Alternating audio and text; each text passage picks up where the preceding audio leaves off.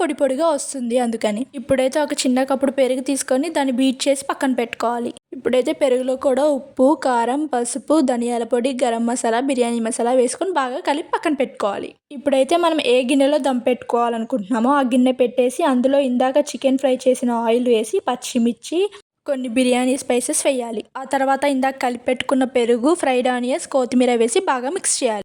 Oil పైకి తేలుతున్నప్పుడు chicken పీసెస్ని వేయడమే.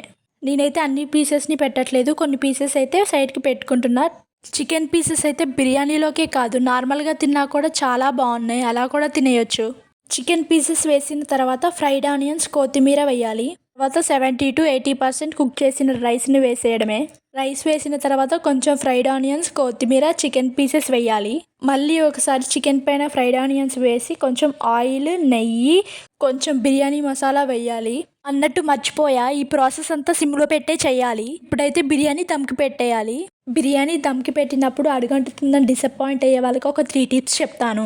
ఫస్ట్ అయితే దోశ పెంకు కానీ చపాతీ పెంకు కానీ ఏది అవైలబుల్గా ఉంటే అది దమ్ పెట్టిన గిన్నె కింద పెట్టేయాలి. బిర్యానీ దమ్ పెట్టేటప్పుడు సిల్వర్ ఫాయిల్, చపాతీ పిండిని కలిపి వేస్ట్ చేయడం కంటే కూడా బరువున్న గిన్నెలో వాటర్ పోసి పెట్టినా అడుగు అయితే మాడదు. నెక్స్ట్ టిప్ ఏంటంటే మీడియం టు లో ఫ్లేమ్లో పెట్టి మాత్రమే బిర్యానీని ఎప్పుడైనా దమ్ చేయాలి, హై ఫ్లేమ్లో పెట్టి చేయకూడదు. ఇలా చేస్తే బిర్యానీ అయితే సూపర్గా వస్తుంది. చూసారు కదా మన బిర్యానీ ఎలా వచ్చిందో. రైస్ అయితే పొడి పొడిగా, విరక్కుండా, టేస్టీగా, యమ్మీగా, వావ్, స్మెల్ అయితే మామూలుగా రాలేదు.